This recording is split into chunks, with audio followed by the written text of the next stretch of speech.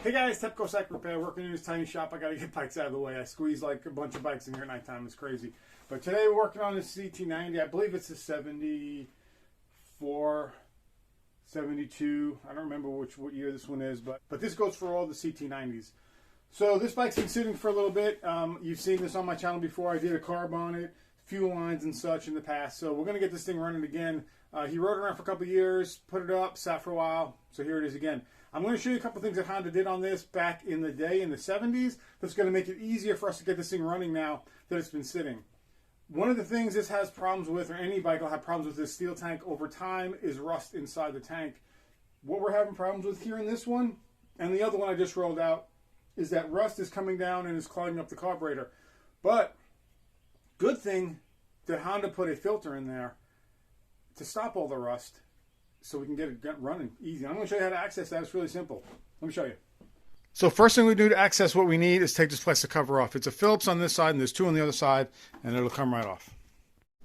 Alright, so with the side cover off, we have access to what we need. We have two fuel lines that are going in the bottom here. One's a regular, one's a reserve.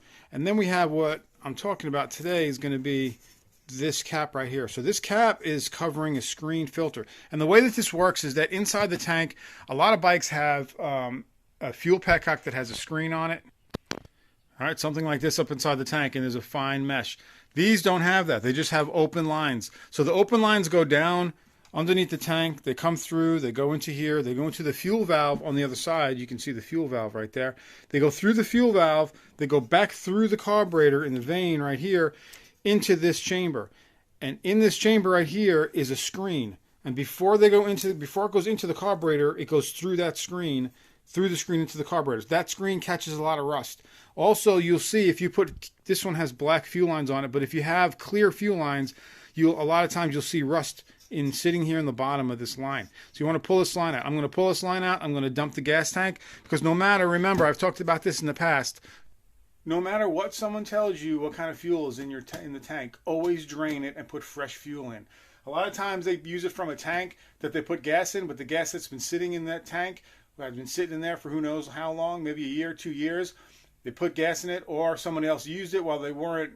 It wasn't, don't trust any fuel that comes in these bikes. Always, any bike, always drain it and start with fresh fuel so you know that your fuel is good. I'm going to go pick up some ethanol free and put it in here after I drain it. All right, so what I'm going to do first is I'm going to pull the fuel line off here and dump all the fuel out of the tank. This will get a lot of the rust out. Both of these lines, just pull them both off, dump all the fuel out so all the rust and anything sitting in the tank can get out. Then we're going to go ahead and pull this off right here. It'll be hard to see the way that I'm going to do it and set up the camera, but when I pull this out right here, I'll show it to you guys. There's an O-ring and then there's a screen, and you can just spray the screen out after you get it out, but it's going to dump a bunch of rust onto the cylinder right here, so you won't be able to see that because as soon as you pull it off, it dumps. So let me get these fuel lines off and dump this tank. So let me get that fuel line to drain so I can catch it all. Got a clear cup right here. And then I'm just going to see what comes out of it.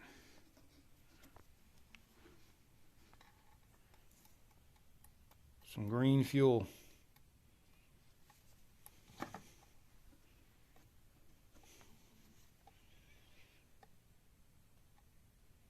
And that's it, just a little bit, and it smells super old. So we might have to actually pull the carb on this one. Look what else is coming out of there, guys. See that green in the bottom? That's water. It's all settling.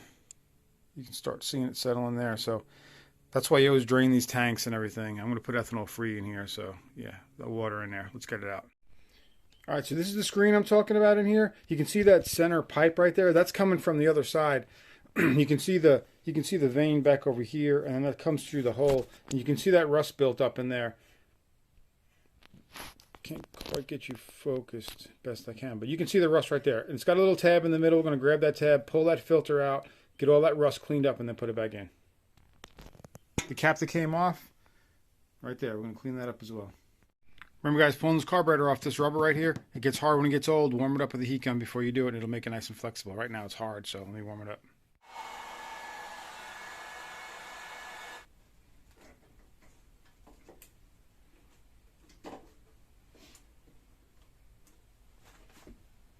Alright, carb is off. Let's pull the two screws off and get the bowl off, because remember the bowl is connected with the fuel lines.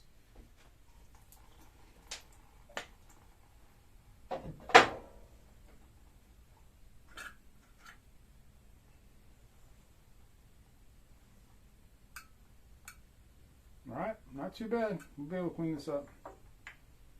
So the bowl right there is connected because the fuel lines are there, but I can see some water in there. That's about it. Some water. It's really not too bad. I'll show you. All right, so this is what we're looking at in here. I'm just going to clean all that out, and you'll see that's water down there. Okay, that's just, see, it's separated. If I let it sit, it'll all come together. But that's just water. We're going to clean that out. In the carburetor itself, really doesn't look too bad. We're going to get those jets all cleaned up. It's got a little bit of residue in there. See that? We're going to clean all that up. Just get it nice and clean and put it back in. All right, so clean this up pretty simple. We're going to remove the float needle here.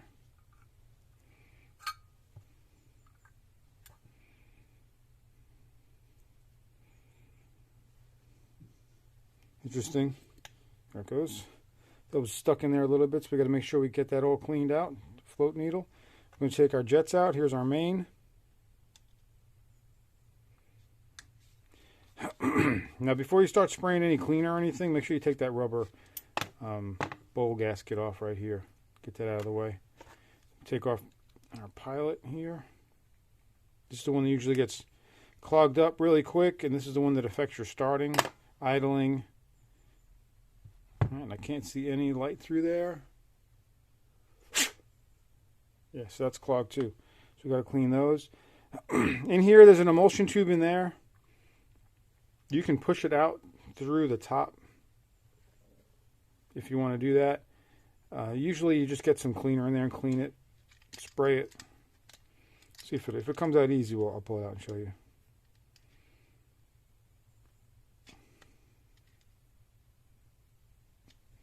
Yeah, we're going to leave it in there. An old carb like this, you want to make sure that you can get all around the outside edges. Spray it all in there really good. And make sure that you get every little bit that you can out of there. You can use some compressed air and some carb cleaner. So I'm going to spray this all out now. All right, guys, clean this up quick. It really wasn't too bad. I got light through here now. The pilot, I have main looking good. We're going to button it back together again. I cleaned inside of the float needle seat with a Q-tip. Make sure that was good. All around here, blowed all this stuff off here. You know, just make sure you get everything clean, no residue in there. Any corrosion and stuff in your carburetor, make sure you clean it up good. This thing's ready to go, so we're going to start putting it back together again. Real simple here. Pilot jet. I already cleaned up the bowl on the bike.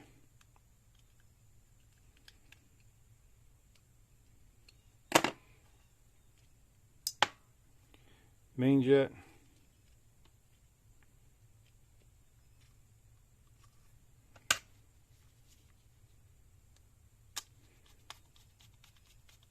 Like I said, I rebuilt this carb not too long ago, so just for starting to get some old fuel in there. Sometimes you'll get some gasoline on the outside of the carburetor around over here. That's because this right here is a breather. Goes in right there. So if you have gas that splashes up and comes out of that hole, it's going to dump it right here on the carburetor. So if you have some fuel or residue out here, don't worry too much. It's just coming out through that hole from the bike getting leaned over and stuff.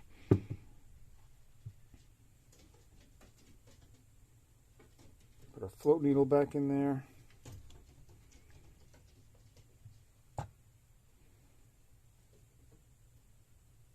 Make sure that little pin right there on the end, make sure that that's springy and that works.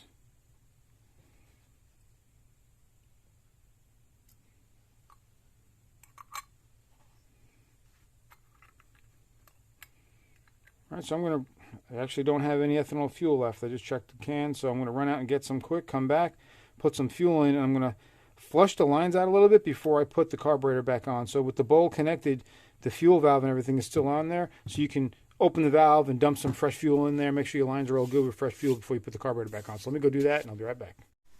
All right, so another thing I'm doing with the CT90, because they really need a good battery to start, and this is an old 6 volt that I put in several years ago. So we're going to take this one out, and I'm going to convert it to this one here. This has a, let's see, 4.5 amp hour. I think this one is 5 amp hour, but these matte glass ones are better. So you got to do is easy conversion. You're just going to put ends on your lines here. So what we're going to do here is take this 10 millimeter off. I'm going to cut the 2 wires like I did on the other one here. I'll show you. Cut the 2 wires here that were on the old battery, and just use these wires to put ends on to plug into the new battery. It's pretty simple. This battery is a lot smaller. You can see the size difference. So we'll be able to put it in a kind of a different angle here. It's a hair bit taller with the 2 little tabs on here. It will touch the frame, so we're going to just turn it sideways. I'll show you. All right, so with the wire cut off, I'm going to just put a nice clean end on it like that. All right, so this is just a wire end terminal. Strip the wire, put some heat shrink on it to keep it all looking clean, and we're ready to go. Now this will just plug into the ground side here and be ready. Now this battery can fit in.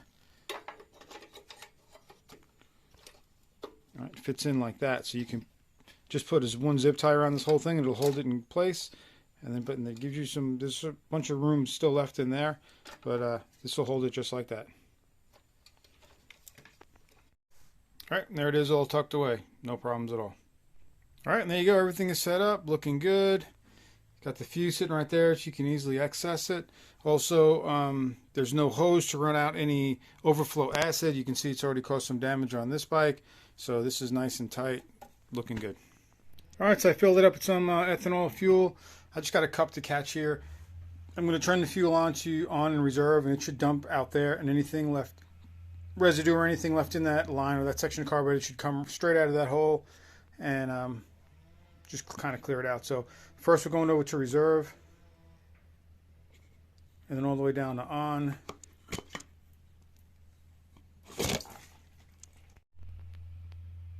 All right, so I spilled it all over the place. But you get the idea. Comes out of the hole here. I got nice clean fuel coming out now, so we're going to go ahead and put it back together again. Also, guys, to better understand how the fuel flow goes in this carburetor, it comes in that hole, it fills up that cavity, it goes up here into that hole, then it goes in here, and then over, and then down onto the float needle, and then it gets cut off there. So that's why that the gasket, this mid gasket right here, the bowl gasket, needs to be a new good gasket, because it needs to seal around that hole really good. Otherwise it'll just bypass the hole and fill up your carburetor bowl, and then it'll overflow constantly. So make sure that the gasket that you're using here is a good thick rubber gasket. All right, so here's the gasket here, and I put a new one in last time I did this carburetor. Everything's flexible and good. You got to make sure that these are good, especially around the holes where it transfers the fuel. Okay, right there. All right, let's get it back together. All right, make sure you clean your slide up with just some carb cleaner and wipe it down with a rag. Same thing with the needle. If there's any corrosion or anything on here, make sure you get all that off, cleaned up. I'm going to warm up this airbox boot right here. See, it's hard again now from sitting. I'm going to warm it up and stick this all back on. Like I said, that's all the rust that came out of those lines. Now, ideally, you would want to take this off, treat it, seal it. This is great for like that, what is it called, red coat. You can put it in here. I've done that to another tank. This would be a perfect candidate for that, to clean this thing up really good, red coat it, and it'll be fine. You know, in this case here, we're going to do this, keep cleaning that filter out. And if the owner decides to do that, that's something we're going to do at a later date, because you got to take the tank off for that. So we got everything back together. All right, let's let the lift down. I'm going to put the screws back in here, hold this in place, let the lift down. Gas is on right now. Bowl is full. I don't see any leaks. Everything looks good. We're going to turn the key, fire it up, see what happens. All right.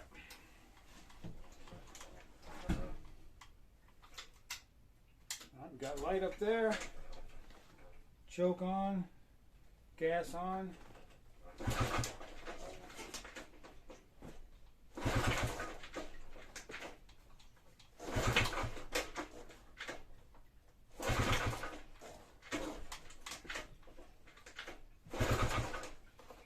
Turn the choke off. Seems a little crooked here. Hang on.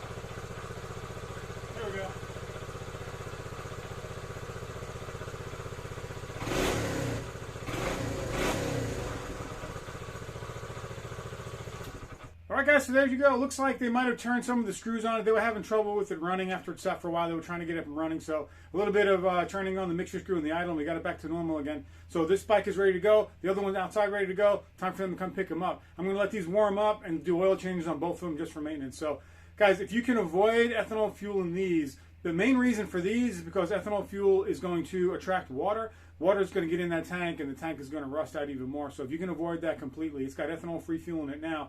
And if you have some two-stroke oil, put a little splash in there. It won't hurt anything. It'll help coat the tank, and it'll help coat the inside of the carburetor as well, and you'll be good to go.